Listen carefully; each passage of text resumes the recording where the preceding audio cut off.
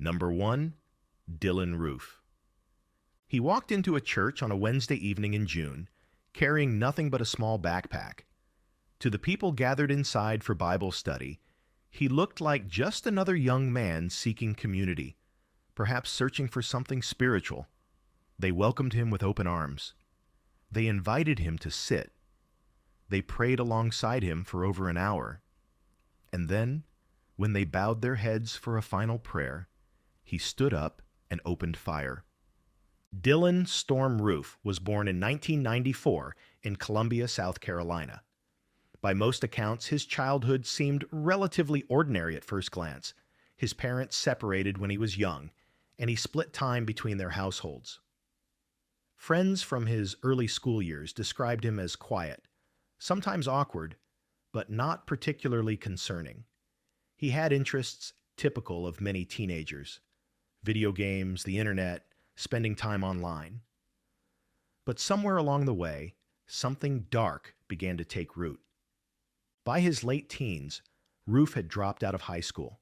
He drifted between jobs, struggled to maintain relationships, and spent increasing amounts of time alone in his room, absorbed by his computer screen. What he was consuming during those long hours would later become chillingly clear. He had fallen down a rabbit hole of extremist websites, absorbing ideology that promoted hatred based on race. He began to believe that he had been given some kind of mission, that he alone could see what others were blind to. He started planning something that would make people pay attention.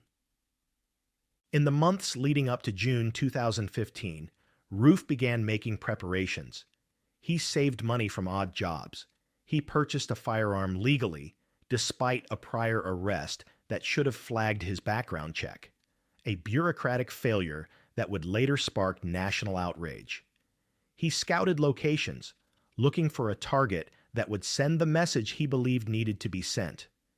He settled on a place that held deep historical and cultural significance: the Emmanuel African Methodist Episcopal Church in Charleston, South Carolina, one of the oldest black churches in the South, a beacon of hope and resilience through centuries of struggle.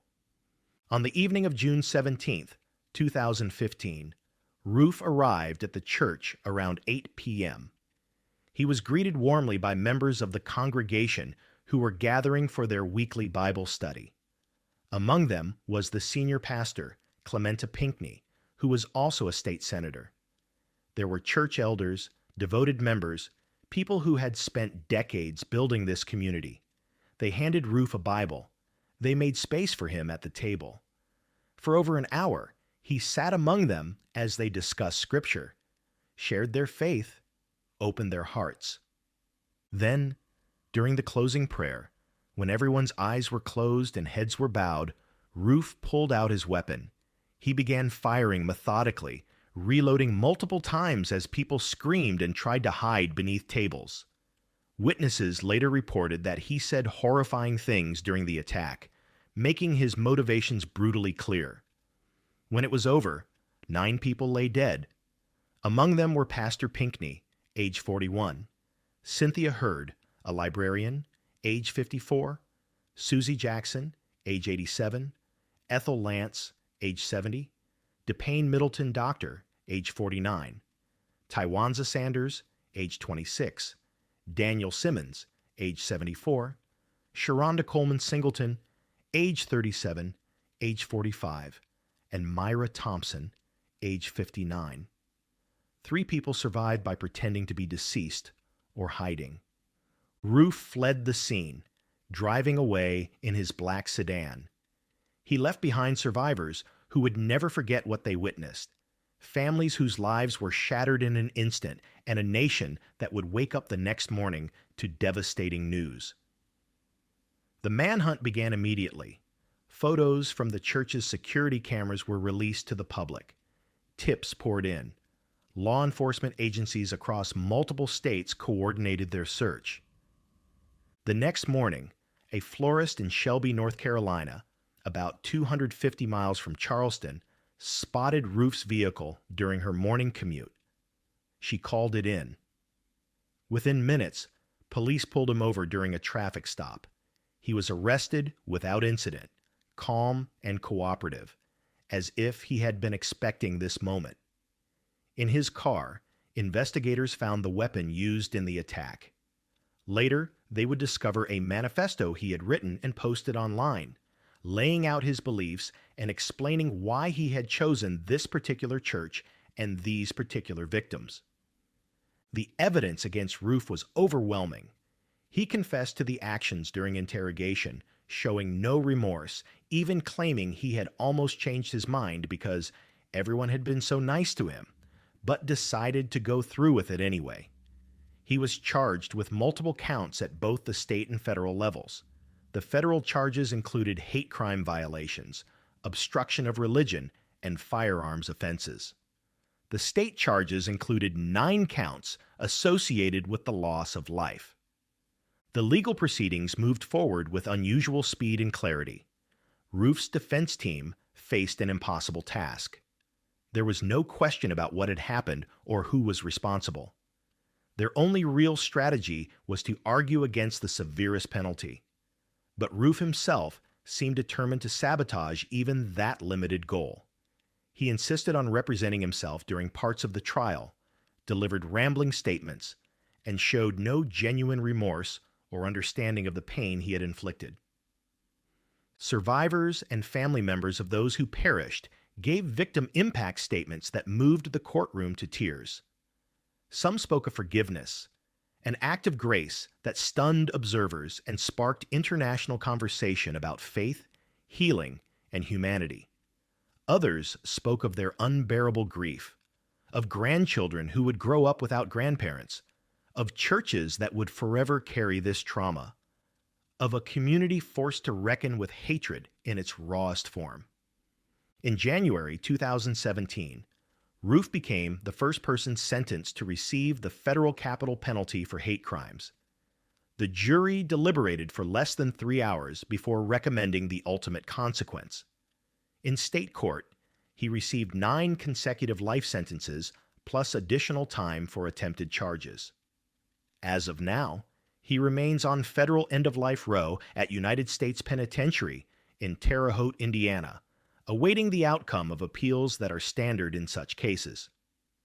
The Emmanuel 9, as the victims came to be known, are remembered not just as casualties of hatred, but as individuals who lived full lives of service, faith, and love. Their church, which could have been destroyed by this violence, instead became a symbol of resilience. The building still stands. Services still happen. People still gather to pray in the same room where such darkness unfolded.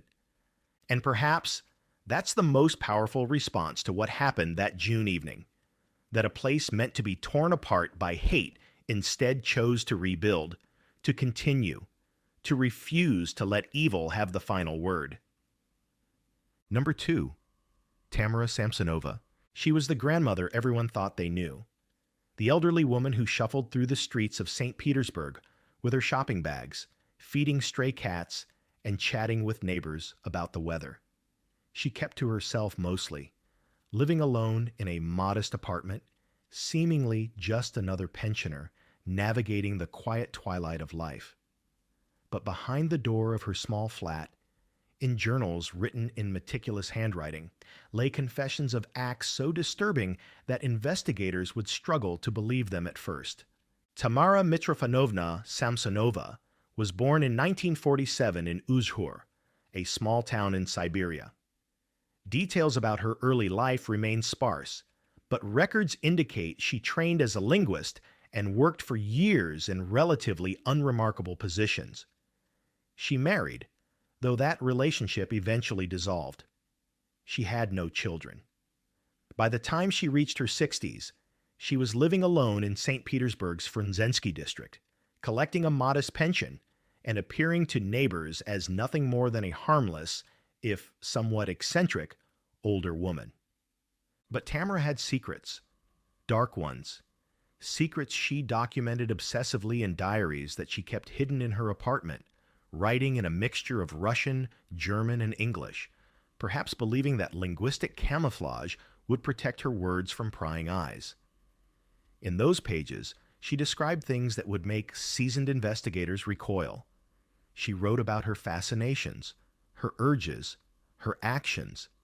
She gave herself nicknames. She recorded dates and details with chilling precision.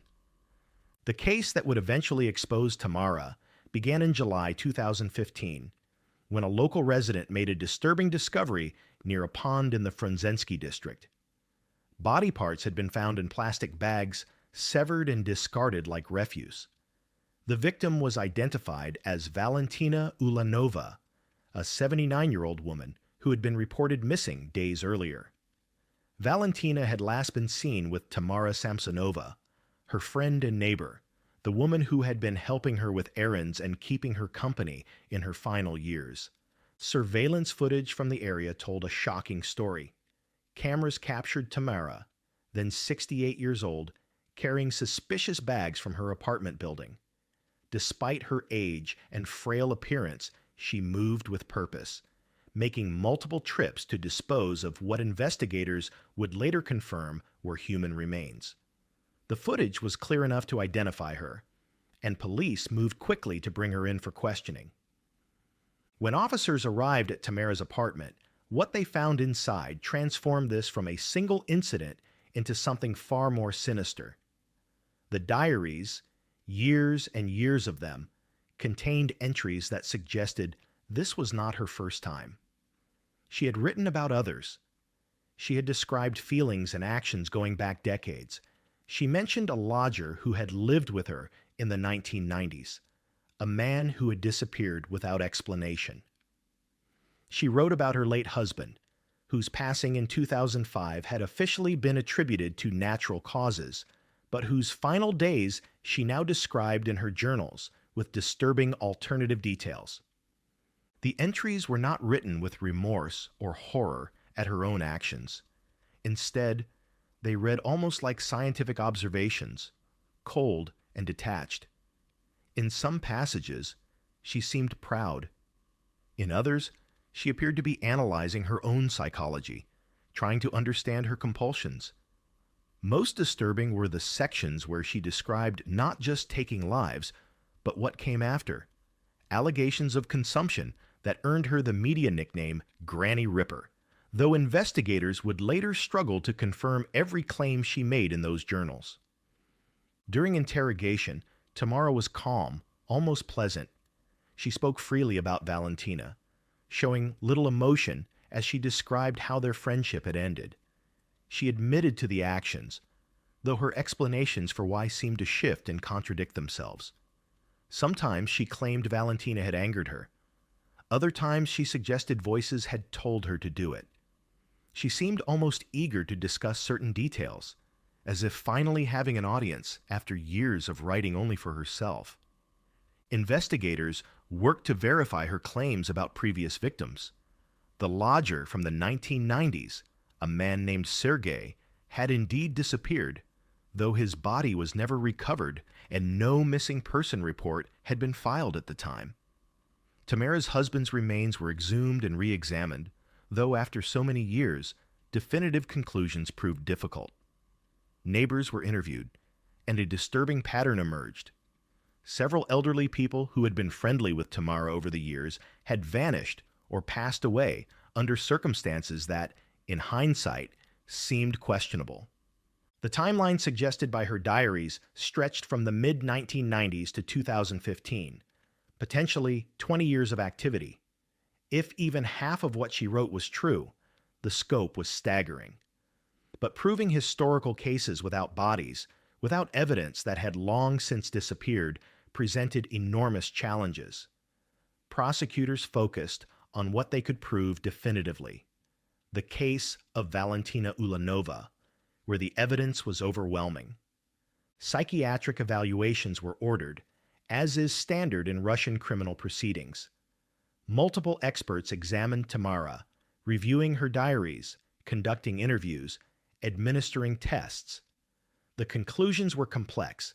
She clearly had serious psychological disturbances, but the question of legal responsibility, whether she understood right from wrong, whether she could control her actions, yielded conflicting opinions among the experts. In 2015, rather than facing a traditional criminal trial, Tamara was committed to a psychiatric facility. Russian law allows for this outcome when defendants are found to be suffering from severe mental illness that renders them not criminally responsible for their actions. The decision was controversial. Victims' families wanted justice, wanted to see her face the full consequences in a courtroom. But the psychiatric reports convinced the court that involuntary commitment was the appropriate legal resolution. Tamara remains in a secure psychiatric hospital, where she is held indefinitely under supervision. She will likely spend the rest of her life in this facility, never regaining freedom. Reports from inside suggest she continues to be cooperative with staff, living out her remaining years surrounded by doctors and security rather than neighbors and stray cats. The case left St. Petersburg shaken. How had this woman operated for potentially decades without detection? How many elderly people, living alone and vulnerable, had crossed paths with her and never been seen again? The diaries suggested more victims than could ever be confirmed, and with Tamara herself being an unreliable narrator, prone to embellishment, possibly suffering from delusions, the true count may never be known. What remains certain is that behind the facade of a harmless grandmother was someone capable of profound darkness, someone who wrote her secrets in multiple languages, perhaps hoping they would be discovered someday, perhaps hoping to be remembered not as Tamara the pensioner, but as something else entirely. And in a way, she got her wish, just not in the way she might have imagined. Number 3, Aaron Saucedo. The city of Phoenix was on edge. For months, a pattern had emerged that defied explanation. Seemingly random shootings targeting people in their cars, on the streets, in their own driveways. No apparent motive. No clear connection between victims. Just violence erupting out of the darkness, leaving families destroyed and an entire community looking over their shoulders. The media dubbed him the Maryvale serial shooter, named after the neighborhood where many attacks occurred. Police worked around the clock, following leads that went nowhere, watching the body count rise. And all the while, the person they were searching for was hiding in plain sight. Aaron Juan Saucedo was born in 1992 and grew up in the Phoenix area. Those who knew him in his younger years described a kid who seemed fairly typical. He attended school, had friends, and participated in normal teenage activities. But somewhere along the way, cracks began to show.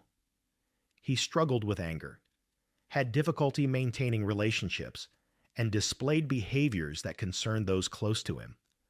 By his early 20s, he had joined the Phoenix Police Department, becoming an officer in 2015.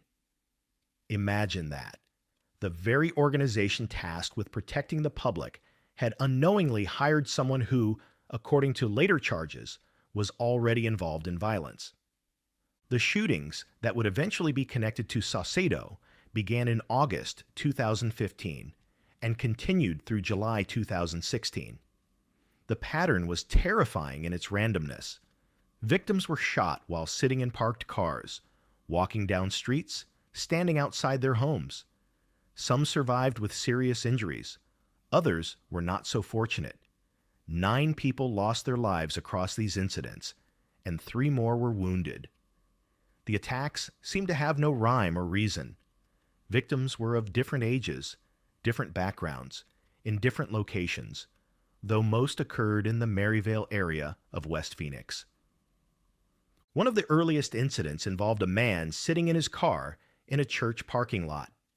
Shots rang out, and he was struck multiple times.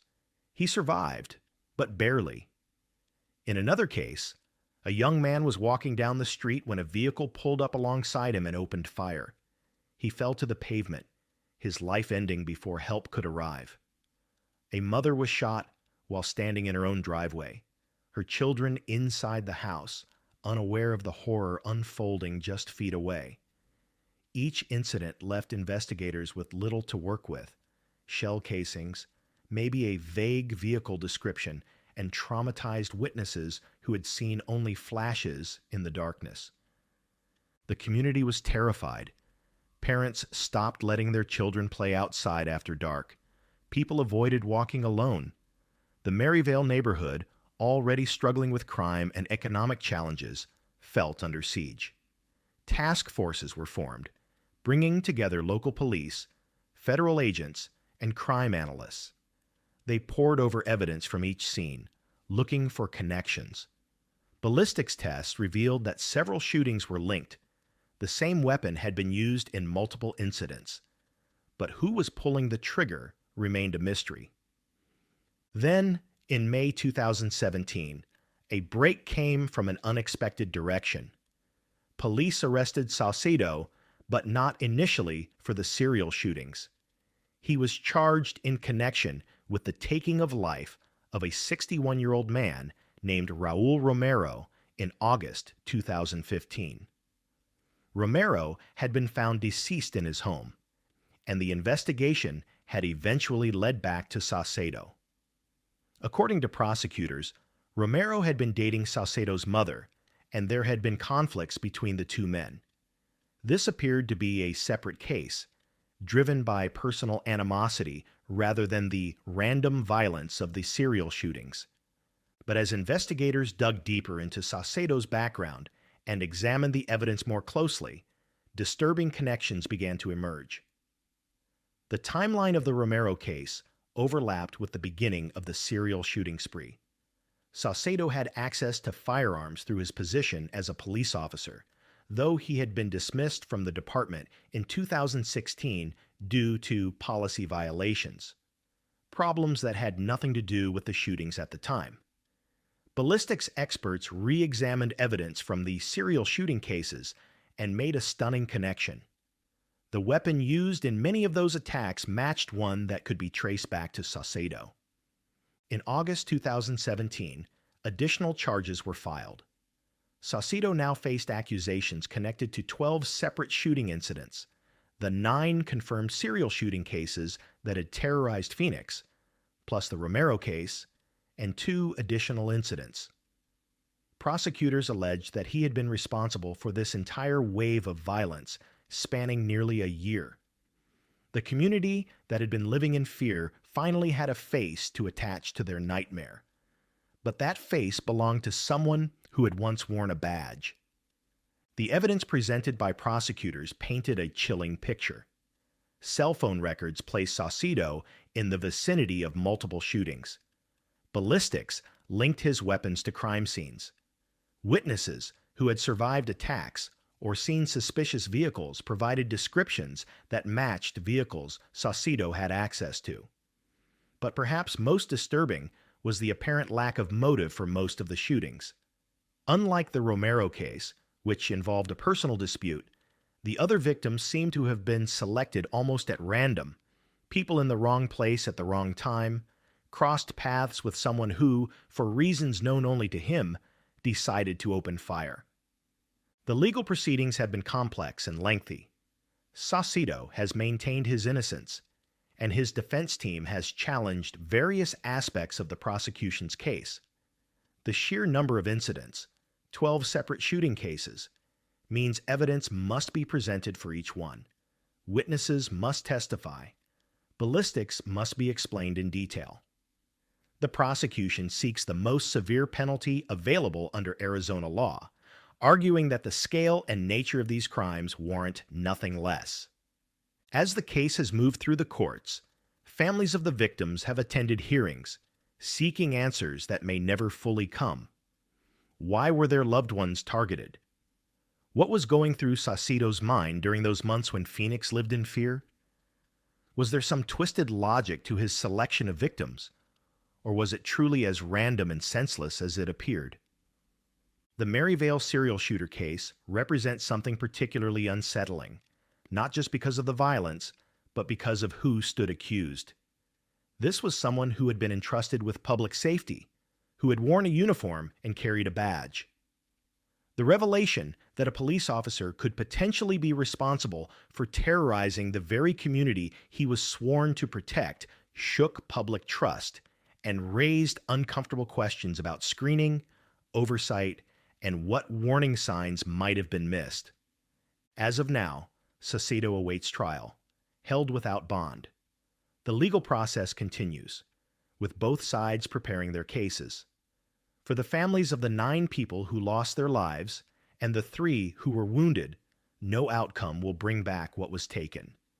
But they wait, hoping for accountability, hoping for answers, hoping that some measure of justice can be found for the nights when their loved ones stepped outside and never came home. Number 4, Stephen Port. He seemed like an ordinary guy living an ordinary life in East London. A chef who worked at a bus depot canteen, kept to himself mostly, lived in a small ground-floor flat in Barking. To neighbors, he was quiet, polite when you ran into him, the kind of person who blended into the background of everyday life. But Stephen Port was living a double life, one that involved carefully planned predatory behavior conducted through the very technology that promised connection and community. And over the course of just over a year, 4 young men would lose their lives after meeting him. Stephen Port was born in 1975 in Southend-on-Sea, Essex. He grew up in what appeared to be a stable family environment, attended school, and eventually trained as a chef. By his 30s, he was working at a staff canteen and living alone in Barking, a diverse working-class area in East London. He was openly interested in meeting other men, and like millions of people in the modern age, he turned to apps and websites to make connections. He used platforms like Grindr and other social networks designed for meeting people. On the surface, his profiles seemed unremarkable. But beneath that surface, Port had developed a dangerous pattern of behavior. Port was interested in something specific and deeply troubling.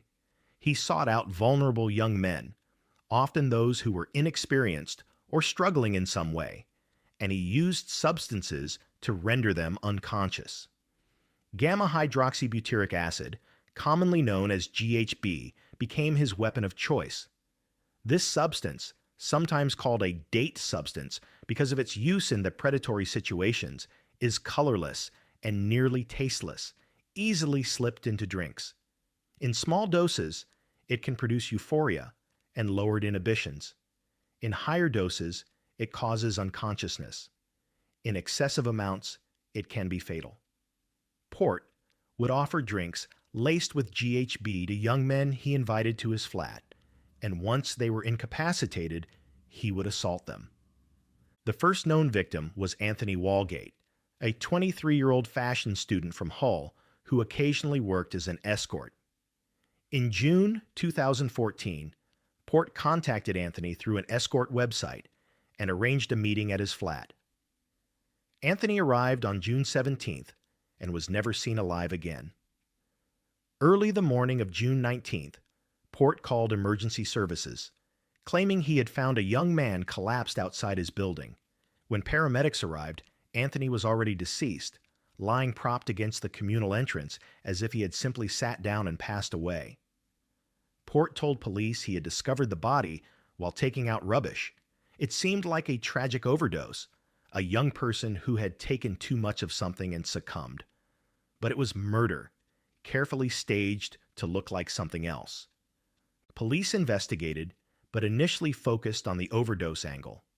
However, they did discover that Port had lied about finding the body. Phone records and other evidence showed that Anthony had been inside Port's flat. Port was arrested and eventually admitted that Anthony had come to his home as an escort and that he had panicked when Anthony became unwell and passed away. He claimed he had simply moved the body outside because he was frightened. He was charged with perverting the course of justice, essentially lying to police and tampering with evidence, and sentenced to just over 2 years. But he wasn't charged with causing Anthony's passing. That would prove to be a catastrophic oversight. Port served only a portion of that sentence before being released in June 2015. Within weeks, he was back to his old patterns. On August 28, 2015, the body of Gabriel Kovari, a 22-year-old originally from Slovakia, was found in a graveyard near Port's Flat. Just 3 weeks later, on September 20th, Daniel Whitworth, a 21-year-old chef from Kent, was discovered in the exact same location. Daniel's body was found with a note, supposedly written by him, confessing to accidentally giving Gabriel a fatal overdose and expressing his intention to take his own life out of guilt. Police treated both cases as non-suspicious overdoses, and Daniel's passing was initially recorded as self-inflicted. But Daniel's family knew something was wrong. The note didn't sound like their son. Details in it were incorrect. The handwriting seemed off. They pushed police to investigate further, but their concerns were largely dismissed. Meanwhile, Port was already hunting for his next victim. On September 14, 2015, 6 days before Daniel's body was discovered, Jack Taylor, a 25-year-old forklift driver, had disappeared after meeting someone through Grindr. His body was found near the same graveyard on September 14th, nearly 2 weeks after he vanished. 4 young men, all found within a few hundred yards of Stephen Port's flat, all with GHB in their systems, all over the course of roughly 15 months. Yet incredibly, police had not connected the cases. They were being investigated by different officers, treated as separate incidents, filed away as tragic overdoses in a community where substance-related passings weren't uncommon. It took the persistence of the victims' families, the scrutiny of the LGBTQ+ community, and eventually media attention to force a proper investigation. When police finally executed a search warrant on Port's flat in October 2015, they found evidence that should have been discovered much earlier. Port's laptop contained internet searches about GHB and its effects, research into news coverage of the passings, and evidence of contact with all 4 victims. Empty bottles that had contained GHB were found in his flat. His phone revealed extensive use of social apps to contact young men. The pattern was undeniable. Port was arrested and charged with 4 counts associated with loss of life, multiple counts of assault against other men who had survived encounters with him, and various other offenses. During the investigation, additional victims came forward. Men who had been to Port's flat, had drinks, blacked out, and woken up hours later with no memory of what had happened. Some had gone to police at the time, but their reports hadn't been properly followed up. The scope of Port's predatory behavior was far wider than the 4 tragic cases that ended in loss of life. The trial began in October 2016. Prosecutors presented a clear timeline of Port's actions, the evidence from his flat, testimony from survivors, and expert analysis of the GHB levels found in the victims. Port claimed that any substances were taken voluntarily by the young men, that the passes were accidents, that he had simply panicked and made poor decisions in the aftermath. But the evidence painted a different picture of deliberate drugging, of assault while victims were unconscious, and of 4 instances where Port had given fatal doses either intentionally or through reckless disregard for human life. The jury deliberated and found Port guilty on all major charges, 4 counts connected to loss of life, multiple counts of assault, and additional charges of administering substances with intent. In November 2016, he was sentenced to a whole life order, meaning he would never be eligible for parole. He would spend the rest of his life in prison. But the case didn't end with Port's conviction. An inquest was held to examine how police had so catastrophically failed to connect 4 passes that occurred within months of each other, within the same small area, all involving GHB.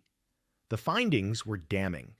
Police had demonstrated what the coroner called fundamental failings in their investigations.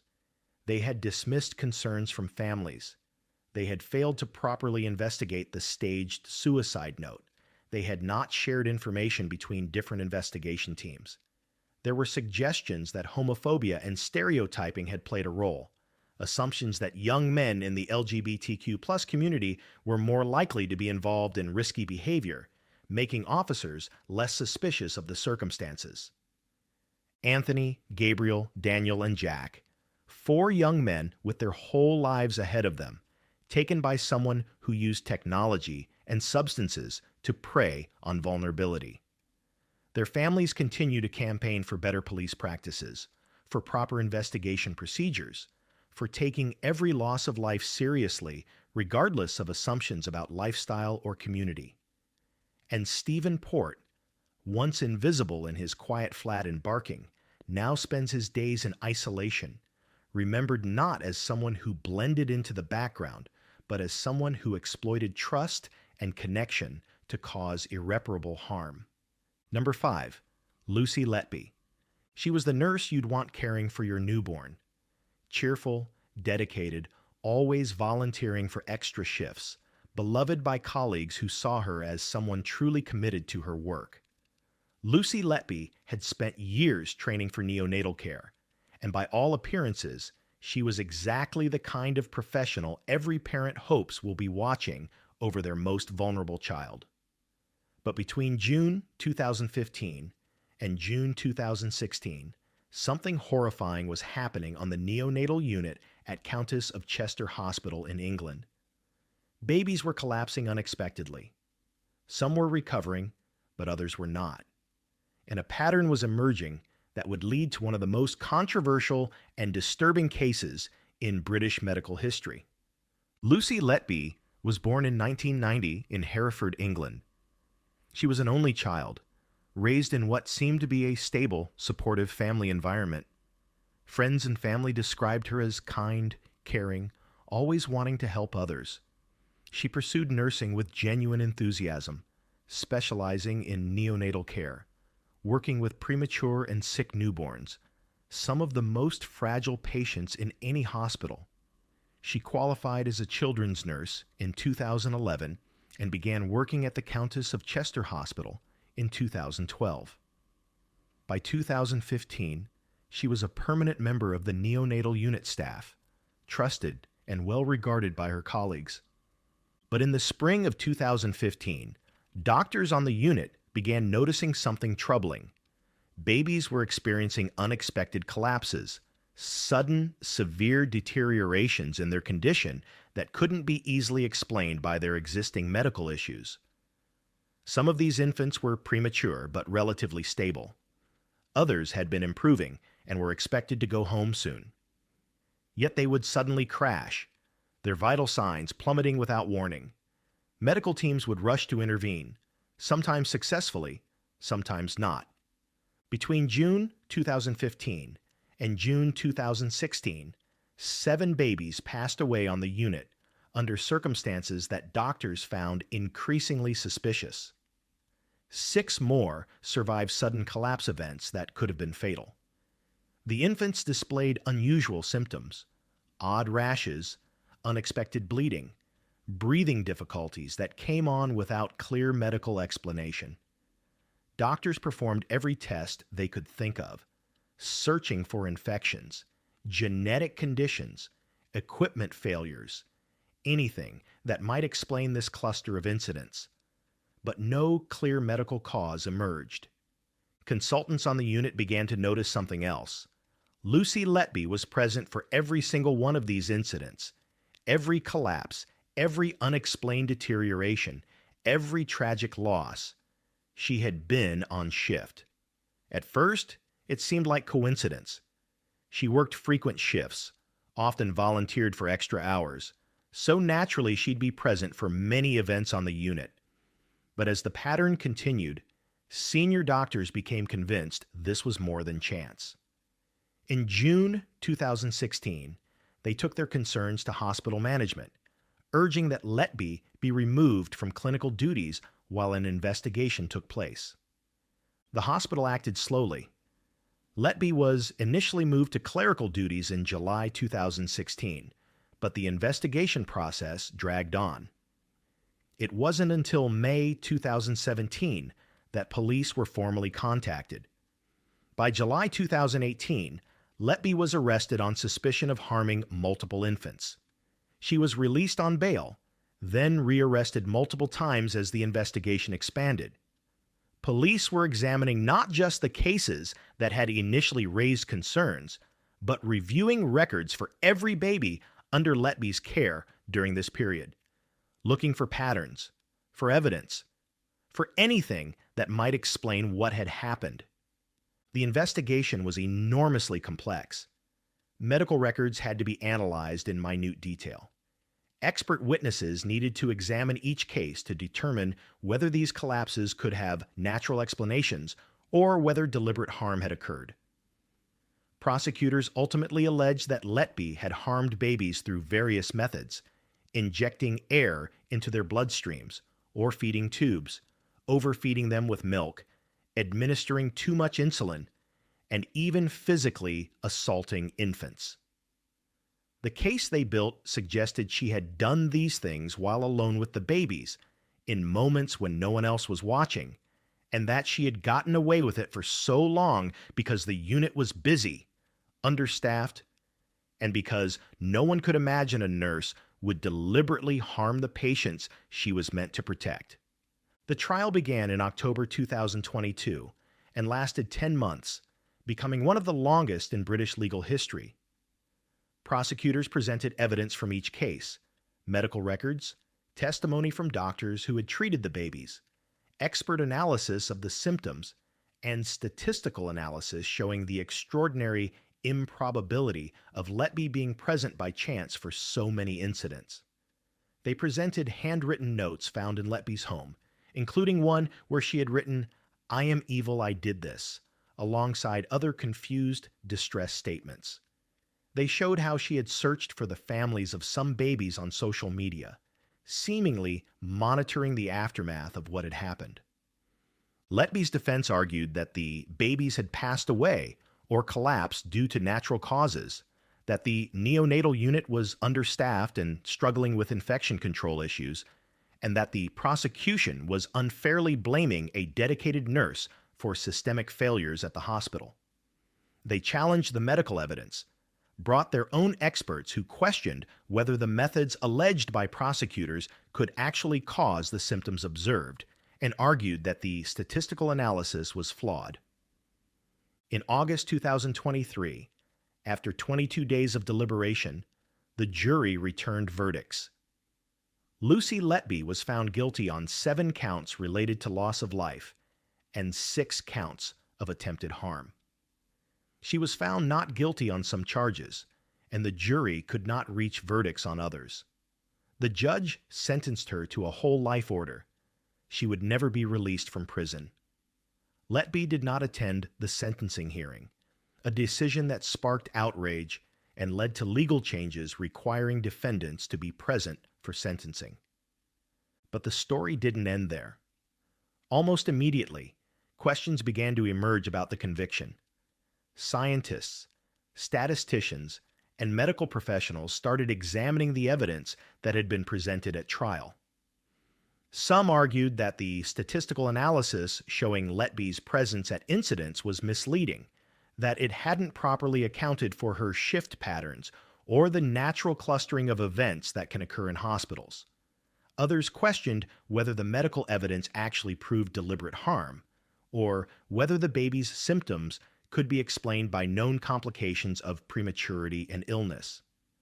A group of experts published analyses suggesting that some of the methods Letby was accused of using, particularly air embolism, might not cause the symptoms that prosecutors claimed. They pointed out that skin discoloration, which had been presented as evidence of air injection, can actually occur naturally in sick infants. Questions were raised about whether the hospital had properly investigated other potential causes, like infections or equipment problems, before concluding that foul play was involved. Prominent figures in science and medicine began calling for the case to be reviewed. Some compared it to previous wrongful conviction cases where medical evidence had been misinterpreted, where statistical improbability had been confused with proof of guilt. The New Yorker published a lengthy investigation raising serious doubts about the evidence. Television programs explored the case from a skeptical perspective. Support groups formed, arguing that Letby might be innocent, that she was a scapegoat for systemic failures at an overwhelmed hospital. Letby herself has consistently maintained her innocence. From prison, she has pursued appeals, though her initial attempt was rejected. Her supporters argue that she's a victim of a flawed investigation, that confirmation bias led police and prosecutors to interpret ambiguous evidence as proof of guilt, and that the real causes of the baby's passings remain unknown and uninvestigated. The case has become deeply divisive. Families of the babies remain convinced of Letby's guilt, standing by the jury's verdict and the evidence presented at trial.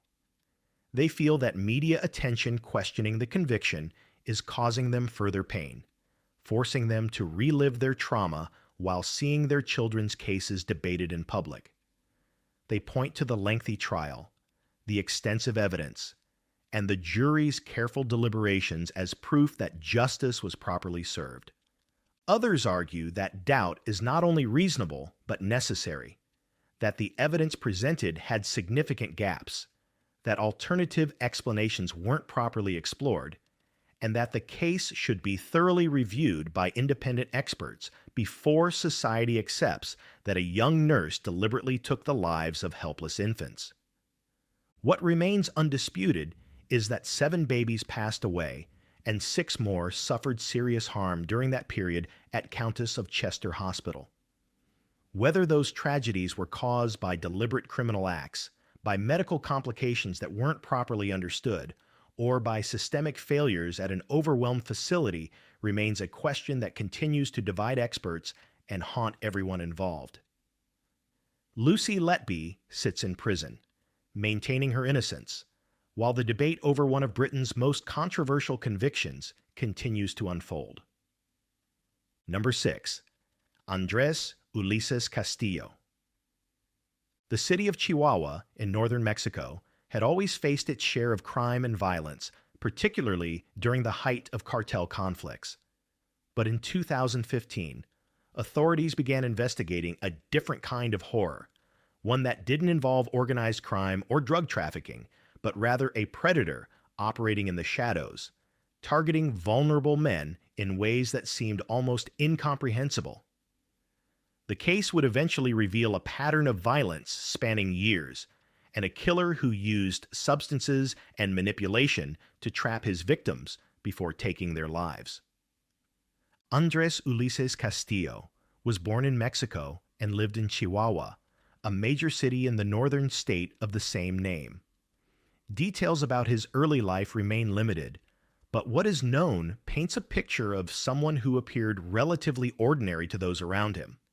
He held various jobs, lived in different parts of the city, and to casual acquaintances seemed like just another resident trying to make his way in a region struggling with economic challenges and security concerns. But behind this facade, Castillo was leading a secret life, one that involved carefully selecting victims and carrying out acts of violence that would eventually earn him a chilling nickname in the Mexican press. The pattern that would eventually be attributed to Castillo allegedly began as early as 2009, though the full scope wouldn't be understood for years. His targets were men, often those who were marginalized, vulnerable, or living on the edges of society. Some were homeless or struggling with personal difficulties. Others were simply in the wrong place at the wrong time, crossing paths with someone who saw them as opportunities rather than human beings. Castillo's method involved using substances to incapacitate his victims, rendering them helpless and unable to resist or escape. According to prosecutors, Castillo would approach potential victims, sometimes befriending them, sometimes offering them something: a place to stay, food, Drinks. The drinks would be laced with sedatives or other substances that would cause the victims to lose consciousness or become severely impaired. Once they were in this vulnerable state, Castillo would assault them. But his violence didn't end there. Unlike predators who assault and then release their victims, Castillo allegedly took things to a final, fatal conclusion. After assaulting these men, he would take their lives, eliminating anyone who might report what had happened. The investigation that would eventually lead to Castillo's arrest was complicated by several factors. Many of his alleged victims were people whose disappearances might not be immediately noticed or reported, individuals without stable housing, those estranged from family, people living on the margins. In a city dealing with high rates of violence and disappearances related to organized crime, cases of missing vulnerable individuals sometimes received less attention than they deserved. But as bodies were discovered and as patterns began to emerge, investigators started to suspect they were dealing with something specific and calculated. In 2015, authorities made a breakthrough. Evidence began linking multiple cases together, similar methods, similar victim profiles, connections that pointed toward a single perpetrator. The investigation intensified, with police working to build a comprehensive picture of what had been happening over the past several years. Witness statements, physical evidence, and forensic analysis began to converge, pointing toward Andrés Ulises Castillo as the person responsible for these attacks. When Castillo was arrested, the evidence against him was substantial. Prosecutors alleged he was responsible for a series of incidents that had resulted in multiple losses of life, all following the same disturbing pattern: drugging, assault, and elimination of the victim. The number of confirmed cases was significant enough that investigators feared there might be additional victims they hadn't yet identified. The methodical nature of the crime suggested someone who had refined his approach over time, who had gotten away with this pattern of behavior for years before finally being caught. The legal proceedings that followed painted a horrifying picture of sustained predatory behavior. Prosecutors presented evidence from multiple cases, showing how Castillo had targeted vulnerable men repeatedly, using the same basic method each time.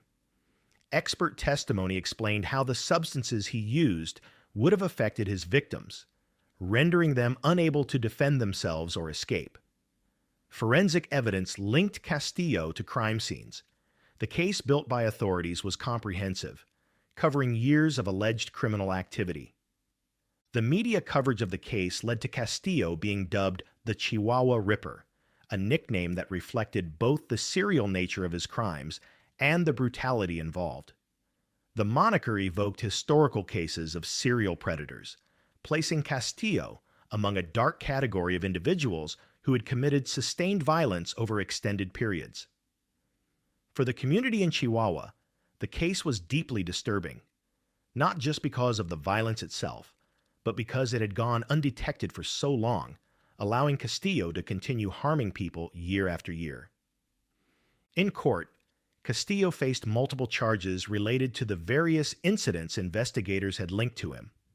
The prosecution sought severe consequences, arguing that the premeditated nature of the crimes, the vulnerability of the victims, and the sustained pattern of behavior warranted the maximum available under Mexican law. The defense had little to work with given the strength of the evidence, and the trial proceeded with testimony that was difficult for everyone present to hear.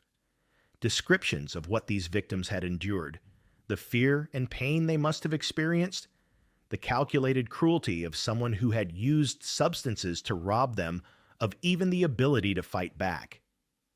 The verdict came down decisively. Castillo was found guilty on multiple counts and sentenced to 120 years in prison. Under Mexican law, sentences can accumulate for multiple crimes, and the court clearly intended to ensure that Castillo would never again be free to harm anyone. The 120-year term was effectively a life sentence, guaranteeing that he would spend the rest of his days incarcerated, removed from society, and unable to continue the pattern of violence that had defined his actions for years. For the families of the victims, those who had lost sons, brothers, fathers, the conviction brought a measure of justice, though it could never restore what had been taken. Some of these families had spent years not knowing what had happened to their loved ones, living with the agony of uncertainty. Now they had answers, though those answers came with the unbearable knowledge of what their family members had suffered in their final hours. The case also raised broader questions about vulnerability and protection. Many of Castillo's alleged victims were men whose society had, in some ways, failed. People struggling with homelessness, poverty, or other challenges that left them exposed to predators. Their deaths might have been prevented if social safety nets had been stronger, if missing person reports had been taken more seriously, if the circumstances of vulnerable people had received more attention from authorities. Andres Ulises Castillo remains in prison, serving his 120-year sentence. The full extent of his crimes may never be completely known. There may be victims who were never identified, disappearances that were never connected to his pattern of behavior. But what is known is more than enough, that for years, vulnerable men in Chihuahua encountered someone who saw their vulnerability not as something deserving of compassion, but as an opportunity for violence.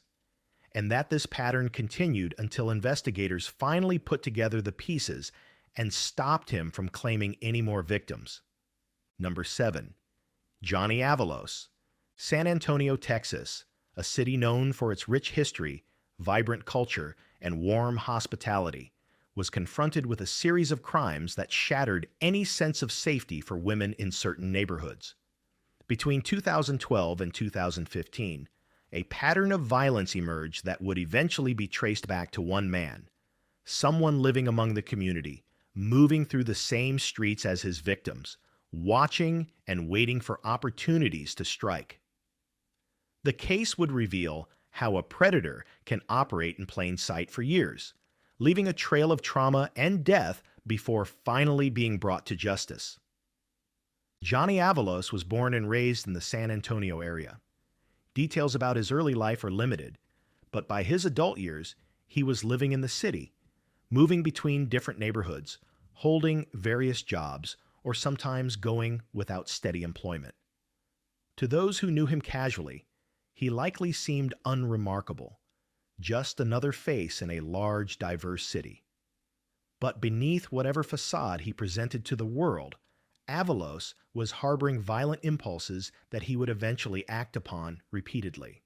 The crimes attributed to Avalos began in 2012 and continued through 2015, a 3-year period during which women in San Antonio were attacked, assaulted, and in some cases never made it home to their families. His method was brutally direct. He would target women who were vulnerable in some way, either because they were alone in isolated areas or otherwise unable to easily defend themselves or summon help. The attacks involved physical violence, assault, and ultimately strangulation, a method that requires sustained effort and close contact, suggesting a particularly personal and cruel form of violence. Imagine being a woman in San Antonio during this period, hearing news reports of attacks, seeing police sketches, knowing that somewhere in your city, someone was hunting. The fear that creates goes beyond the immediate victims. It ripples outward, affecting how people move through their daily lives, whether they feel safe walking to their cars after work, whether they check over their shoulders constantly, whether they can sleep soundly at night. The investigation into these crimes was complicated by several factors. Attacks occurred in different parts of the city, sometimes months apart. Victims who survived were traumatized and sometimes had difficulty providing detailed descriptions of their attacker, particularly in cases where the assault occurred at night or in conditions where visibility was poor. Each case required careful evidence collection, witness interviews, and forensic analysis. Police worked to determine whether these crimes were connected or were the work of multiple perpetrators. As the investigation progressed, patterns began to emerge. The victims shared certain characteristics that suggested they were being specifically selected. The method of attack showed consistency. Physical evidence from crime scenes began to tell a story. DNA evidence, in particular, would prove crucial. Advances in forensic technology and the maintenance of DNA databases meant that biological evidence left at crime scenes could potentially be matched to a perpetrator, even years after the crime occurred. The breakthrough in identifying Avalos came through a combination of investigative work and forensic science. DNA evidence collected from multiple crime scenes was analyzed and eventually matched. Once investigators had a genetic profile of their suspect, they worked to identify who that profile belonged to.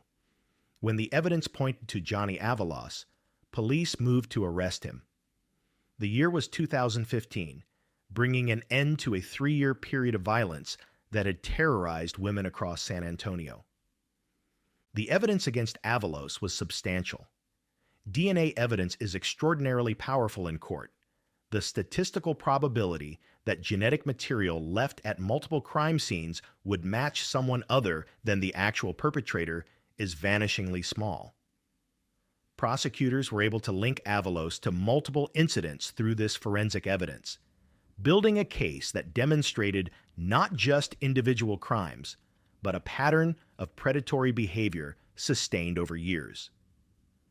The charges against Avalos were severe. Multiple counts related to assault, and multiple counts related to the loss of life through strangulation. Each charge represented a woman whose life had been violently altered or ended, a family left grieving, a community scarred by violence. Prosecutors presented their case methodically, walking the jury through each incident, explaining the evidence, and painting a picture of someone who had repeatedly chosen to harm vulnerable women. The defense had an almost impossible task. DNA evidence is difficult to refute when it's properly collected and analyzed. The best they might hope for was to challenge the handling of evidence or to suggest contamination. But when evidence from multiple independent crime scenes all points to the same person, those arguments become increasingly weak. The pattern of behavior made it difficult to argue that Avalos just happened to be unlawfully connected to multiple crimes. The consistency suggested someone who had developed a method and repeated it. The trial included testimony that was difficult for everyone in the courtroom to hear. Survivors of attacks had to relive their trauma, describing what had been done to them, identifying their attacker, explaining the lasting impact on their lives. Family members of women who hadn't survived spoke about their loss. Daughters, sisters, mothers, friends who had gone out one day and never returned, leaving behind people who loved them and would never stop mourning them. The jury heard all of this evidence, saw the forensic reports, listened to the testimony, and deliberated on the charges. Their verdict was decisive: guilty on multiple counts. Johnny Avalos was convicted of taking lives through strangulation and of assault. The judge, considering the severity and number of crimes, the pattern of predatory behavior, and the need to protect society from someone who had proven himself willing to repeatedly harm vulnerable women, sentenced Avalos to life in prison without the possibility of parole. That sentence means Avalos will never again walk free. He will spend the remainder of his life in a Texas prison, removed from the community he terrorized, unable to harm anyone else. For the women who survived his attacks, the conviction and sentencing brought some measure of closure, though they continue to live with the psychological and physical scars of what they endured. For the families of those who didn't survive, no sentence could ever truly balance the scales. Life in prison doesn't bring back a loved one or heal the wound of their absence. The case also highlighted the importance of DNA databases and forensic technology in solving crimes. Without the ability to collect, preserve, and analyze genetic evidence from crime scenes, linking these attacks to a single perpetrator would have been enormously more difficult. The scientific advancement that allows investigators to identify criminals through biological evidence has been revolutionary in bringing justice to victims of violent crime. San Antonio, like any city that experiences a series of violent crimes, was left to process what had happened and to rebuild the sense of safety that had been damaged. Women who had altered their behavior out of fear, avoiding certain areas, not going out alone, constantly looking over their shoulders, could gradually reclaim some sense of normalcy, knowing that the person responsible had been caught and would never be released. Johnny Avalos remains in prison, serving his life sentence. The span of years from 2012 to 2015 represents a dark chapter in San Antonio's history, a period when women were targeted and harmed by someone who saw them not as people deserving of dignity and safety, but as victims to be exploited. The justice system, imperfect as it sometimes is, functioned as it should in this case. Evidence was gathered, a trial was conducted, and the person responsible was held accountable. And while that accountability cannot undo the harm that was done, it ensures that at least no further harm will come from the same source. Number 8. Robert Rember. The highways of Ohio carry thousands of trucks every day, semis hauling goods across state lines, connecting cities, keeping commerce flowing. For most people, truck drivers are just part of the landscape, anonymous figures behind the wheel who pass through communities and then disappear down the road. But that anonymity can also provide cover for something sinister. Between 1997 and 2015, someone was using those highways not just for legitimate work, but as hunting grounds, selecting victims from vulnerable populations and leaving bodies scattered across the state. It would take years before investigators would connect the cases and identify the truck driver responsible. Robert Rember was born in the mid-1960s and grew up in Ohio. Like many men in the region, he eventually took up truck driving, a job that offered decent pay and the freedom of the open road, but also long hours away from home and a somewhat isolated lifestyle. Rember held various trucking positions over the years, driving routes that took him through different parts of Ohio and beyond. To the companies that employed him and the people who encountered him at truck stops and loading docks, he was just another driver doing his job. Nothing about his outward appearance suggested what he was allegedly doing during his time on the road. The crimes attributed to Rember began in 1997 and continued sporadically over nearly 2 decades, ending in 2015. That's an extraordinarily long period, 18 years during which someone was allegedly taking lives and evading detection. The victims were people whose disappearances might not immediately trigger intensive investigations, individuals struggling with various challenges, people living on the margins, those without strong family connections or stable housing. These were precisely the kinds of victims that predators often target, knowing that society's response to their disappearance may be slower and less comprehensive than it would be for others. Rember's method allegedly involved using his position as a truck driver to access potential victims. Truck routes pass through cities and towns across Ohio, and at various stops along the way, vulnerable people can be found, near truck stops, in economically struggling neighborhoods, in areas where desperation makes people more willing to take risks. Prosecutors would later allege that Rember used his truck not just as transportation for goods, but as a mobile crime scene, a place where he could control victims away from witnesses and then dispose of evidence along his routes.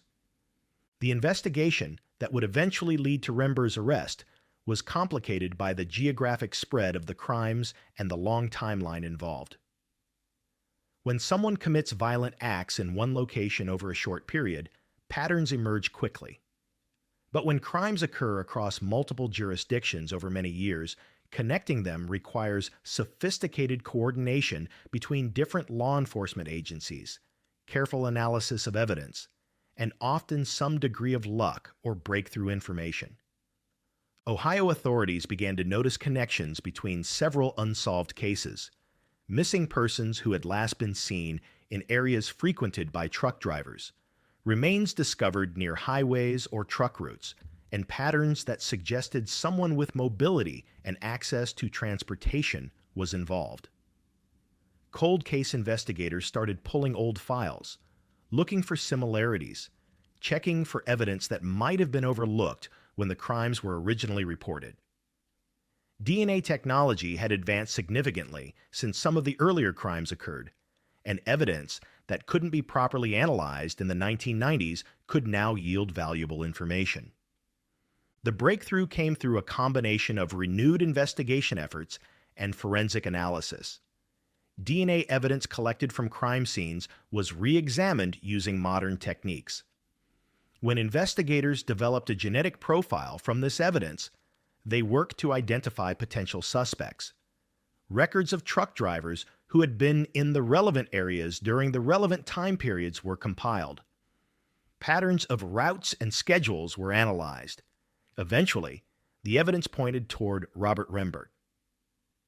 When Rembert was arrested in 2015, he faced charges connected to multiple incidents of loss of life spanning nearly 2 decades. The prosecution's case alleged that he had used his position as a truck driver to target vulnerable individuals, taking their lives and disposing of their remains along Ohio's highways. The number of victims and the extended timeline made this one of the state's most significant cases involving someone who had operated as a predator while maintaining the appearance of an ordinary working person. The evidence presented during legal proceedings included forensic analysis, testimony about Rembert's movements, and access to the locations where victims were last seen or where remains were found, and the connection between his truck routes and the geographic distribution of crimes. Prosecutors worked to demonstrate not just individual incidents, but a sustained pattern of predatory behavior that had continued over 18 years. DNA evidence played a crucial role, as it does in many cases involving crimes committed years or decades ago. The ability to preserve biological evidence and then reanalyze it as technology improves has led to breakthroughs in countless cold cases. For Rembert's victims, some of whom had been missing for years before their remains were discovered, this scientific capability meant that their cases weren't forgotten, that evidence collected at the time of their disappearance or the discovery of their remains could eventually lead to justice. The trial process involved presenting evidence from multiple cases, each representing a human life lost and a family left without answers for years. Some families had spent a decade or more not knowing what had happened to their loved ones, living in the agony of uncertainty. The investigation and trial brought answers, though those answers came with the devastating confirmation that their family members had been victims of violence. Robert Rembert was convicted on multiple counts and sentenced to life imprisonment.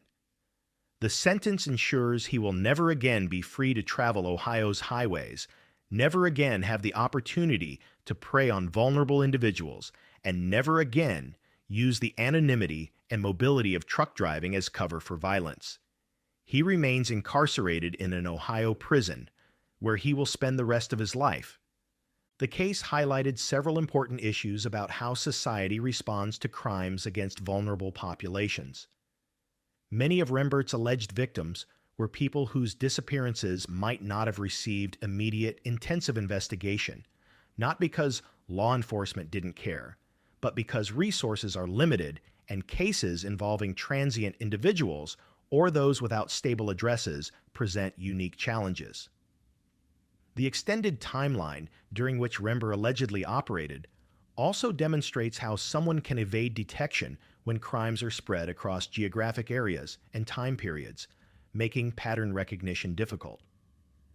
For the families of the victims, the conviction brought some measure of closure, though the loss remains permanent. Knowing that the person responsible has been held accountable and will never be released provides some comfort, but it doesn't restore what was taken or heal the years of not knowing what happened to someone they loved. The highways of Ohio continue to carry their daily traffic, trucks rolling through day and night, drivers doing honest work to support themselves and keep goods moving. But the case of Robert Rembert serves as a reminder that among the thousands of legitimate truck drivers, predators can hide, using the mobility and anonymity of the profession as tools for violence. Law enforcement agencies now work more closely to share information across jurisdictions, to look for patterns that might indicate a mobile predator, and to ensure that advances in forensic science are applied to cold cases that might previously have seemed unsolvable. Robert Rembert's life sentence means that at least one such predator has been removed from those highways permanently, unable to continue the pattern of violence that allegedly lasted for 18 years and cost multiple people their lives. Number 9. Dariusz Kotwica. Europe's open borders and interconnected railway systems make travel between countries remarkably easy. A person can board a train in one nation and step off in another within hours, crossing boundaries that once required passports and inspections. For tourists and workers, this freedom of movement is a tremendous convenience. But for someone with darker intentions, it provides something else entirely: the ability to strike in one country and disappear into another, leaving investigators struggling to connect crimes across international borders. In 2015, a vagrant drifting through Europe became a nightmare that spanned multiple nations, targeting some of society's most vulnerable members.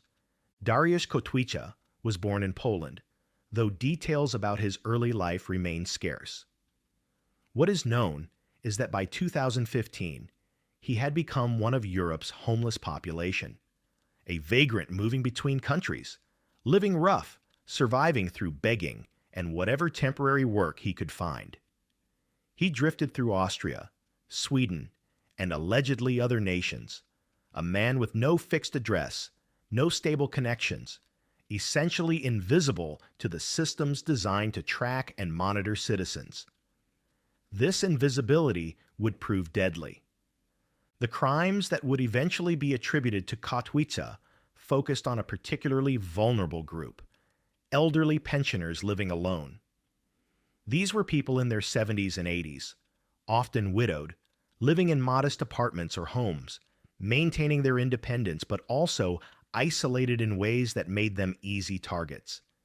They represented everything a predator looks for: vulnerable, trusting, unlikely to be able to physically resist, and sometimes not discovered missing for days or even weeks if they lived alone without regular visitors. In 2015, Kotwica went on what can only be described as a spree across Europe.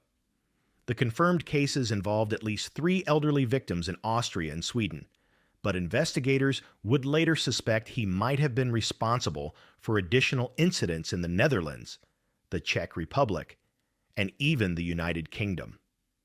The pattern was consistent.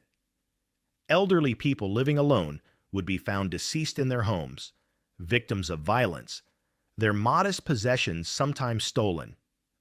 For someone living as a vagrant, even small amounts of cash or items that could be sold represented valuable resources. The investigation was complicated by the international nature of the crimes. When someone is taking lives in multiple countries, police forces must coordinate across borders, share information despite language barriers and different legal systems, and somehow piece together a pattern from incidents that might initially seem unrelated. A case in Vienna doesn't automatically get connected to one in Stockholm unless investigators have reason to look for links. And when the suspect is a vagrant with no fixed address, no employment records, no paper trail to follow, tracking becomes exponentially more difficult. But Kotwica made mistakes, as criminals eventually do. He was captured on security cameras near some of the crime scenes. Witnesses remembered seeing a vagrant in the areas where victims lived. Physical evidence from the crime scenes began to accumulate. As investigators from different countries started comparing notes, patterns emerged. A homeless man, matching certain descriptions, appearing in cities shortly before elderly residents were found deceased. The pieces slowly came together. When Kotwica was finally apprehended, the evidence against him was substantial enough to charge him with multiple incidents across different countries. The case against him included forensic evidence from crime scenes, witness testimony, and surveillance footage that placed him in the vicinity of victims around the times their lives were taken. The geographic spread of his crimes and the vulnerable nature of his victims painted a picture of someone who had systematically targeted the elderly while drifting across Europe. The legal proceedings faced unique challenges. Which country should prosecute first? How should charges be coordinated across multiple jurisdictions? These questions required cooperation between prosecutors and courts in different nations, each with their own legal procedures and standards. Eventually, proceedings moved forward, focusing on the cases where evidence was strongest and where victims' families sought justice most urgently. During the investigation and trial, disturbing details emerged about how Kotwica had operated. He would identify elderly people living alone, sometimes by simply observing neighborhoods and noting which apartments showed signs of a single elderly occupant. He would gain entry through various means, sometimes through deception, sometimes through force. Once inside, he would commit violence against people who had little ability to defend themselves, then take whatever items of value he could find before moving on to the next city, the next country, the next victim. The psychiatric evaluations of Kotwica revealed significant mental health issues. Experts who examined him found evidence of serious psychological disturbances that affected his judgment and behavior. The question became, was he criminally responsible for his actions, or was his mental state so compromised that he couldn't be held legally accountable in the traditional sense? Different legal systems handle this question differently, and the answer would determine whether Kotwica faced prison or psychiatric commitment. Ultimately, the courts determined that while Kotwica clearly suffered from mental illness, he required secure psychiatric treatment rather than traditional incarceration. He was sentenced to involuntary commitment in a psychiatric facility, not a hospital where he might be treated and released, but a secure institution where he would be held indefinitely under supervision. This outcome reflected the conclusion that he posed an ongoing danger to society, but that his mental state made him more appropriately handled through psychiatric rather than purely punitive means. The nickname Euro Ripper, assigned by media covering the case, placed Kotwica in the grim category of individuals who exploit Europe's open borders to commit crimes across multiple countries. The name also evoked the vulnerability of his victims, elderly people who had survived wars, raised families, built lives, only to have those lives ended violently by a stranger who saw them merely as easy targets. For the families of the victims, the resolution brought some measure of justice, though the psychiatric commitment, rather than traditional criminal sentencing, left some feeling that accountability was incomplete. Their elderly relatives, people who had worked hard throughout their lives, who had earned the right to peaceful retirements, had been robbed of their remaining years by someone who drifted into their countries and their lives with violence. The case also raised broader questions about Europe's vagrant population and the challenges of providing adequate mental health services and support. Kotwica's descent into homelessness and his untreated mental illness created a dangerous combination that ultimately led to multiple people losing their lives. Had he received proper psychiatric care earlier, had social safety nets caught him before he became a vagrant drifting between countries, these tragedies might have been prevented. Dariusz Kotwica remains in a secure psychiatric facility, likely for the remainder of his life. The exact location and conditions of his commitment aren't publicly disclosed, but he's held under supervision that prevents him from leaving or posing further danger to the public. The elderly pensioners he targeted in Austria, Sweden, and possibly other countries are remembered by families who still struggle to understand how someone could prey on the vulnerable with such apparent lack of conscience. The open borders that make Europe what it is, a union of nations where people can move freely, where travel enriches lives and connects cultures, came with a dark price in this case. That freedom of movement, so valuable in countless positive ways, also allowed one disturbed individual to drift between countries, targeting the vulnerable, leaving grief in multiple nations before finally being stopped and secured away from society. Number 10. Javier Hernan Pino. Argentina is a vast country, stretching from subtropical forests in the north to frozen glaciers in the south, with sprawling cities connected by long highways that cut through seemingly endless pampas. It's a nation of warm people and rich culture, but also one where vast distances and rural areas can provide cover for those with criminal intent.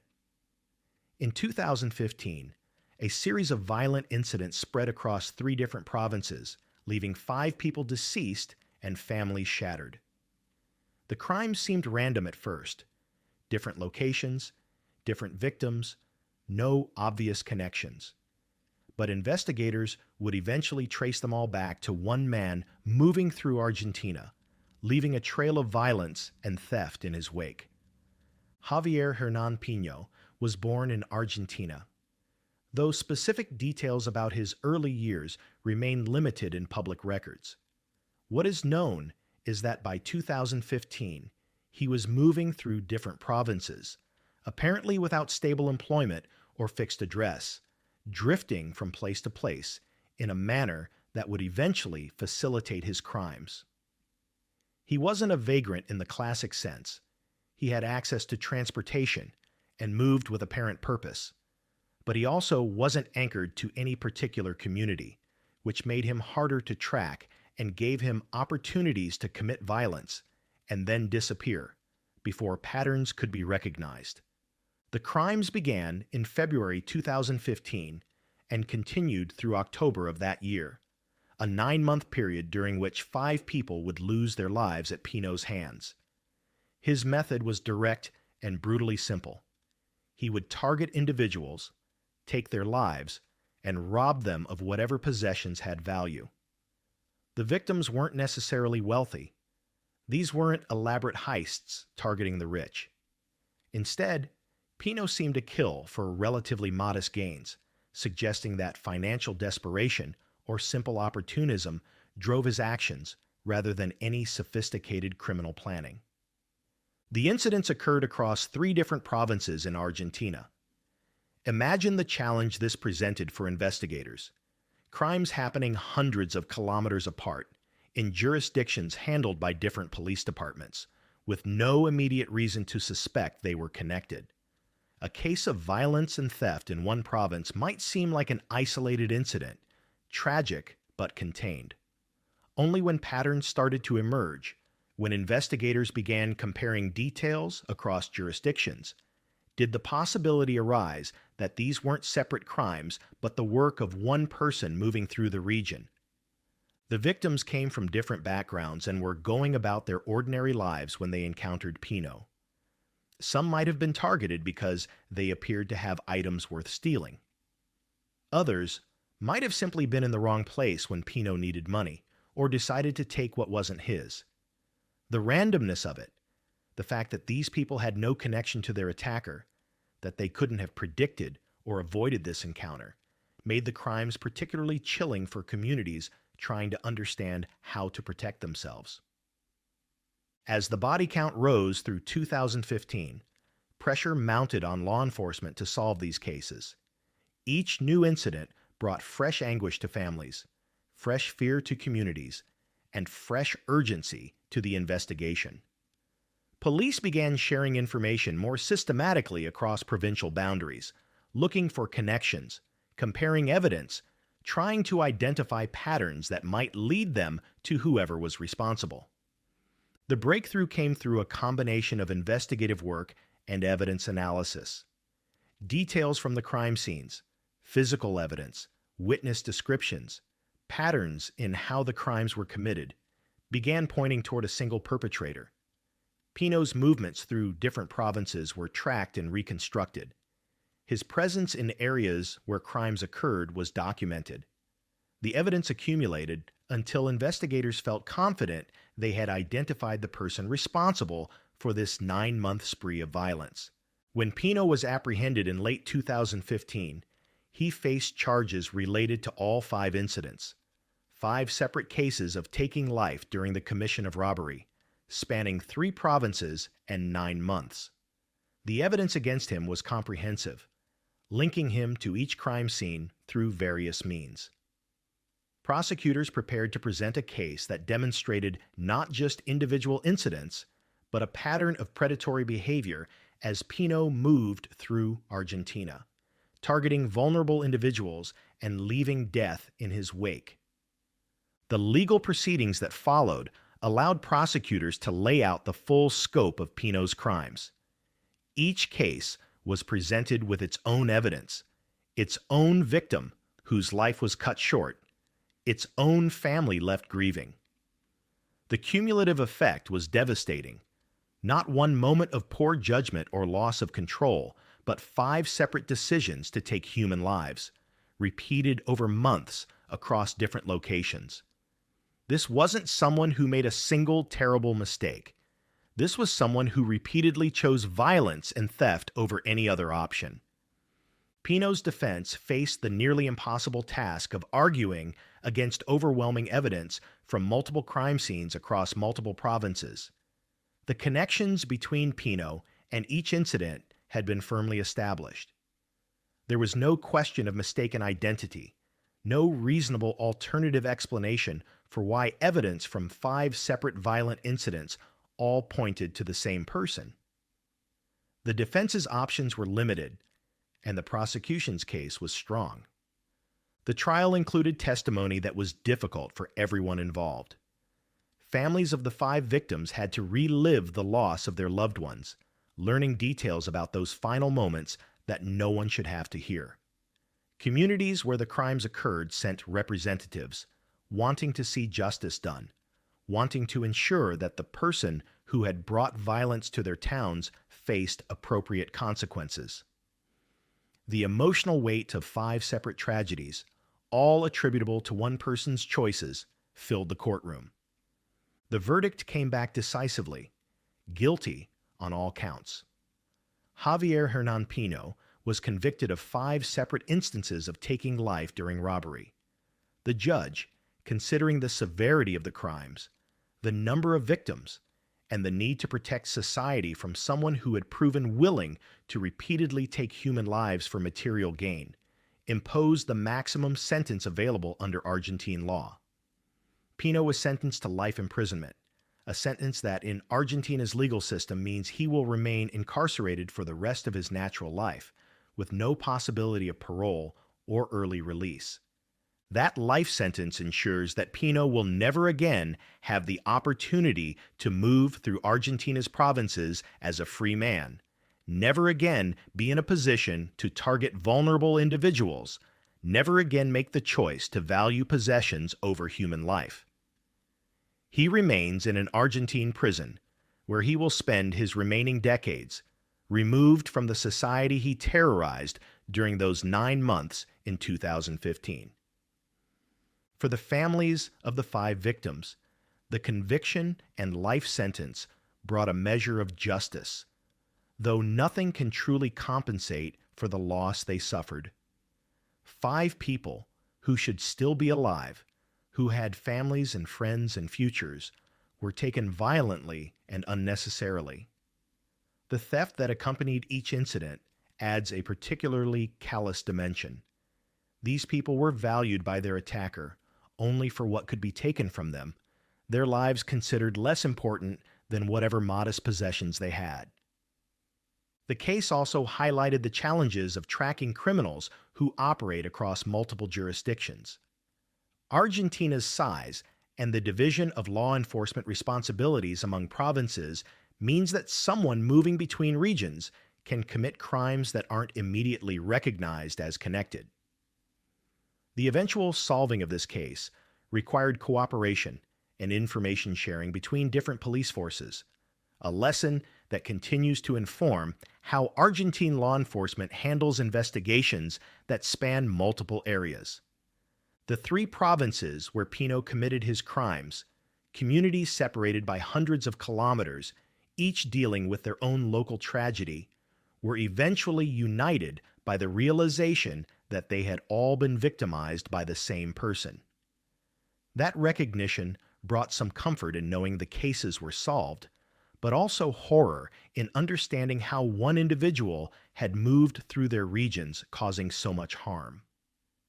Javier Hernan Pino's life sentence means that at least this particular threat has been permanently neutralized.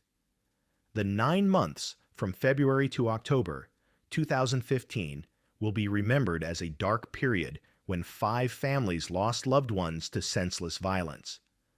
But with Pino's conviction and imprisonment, those families can have some assurance that justice was served, that the person responsible was held accountable, and that he will never again be free to harm anyone else.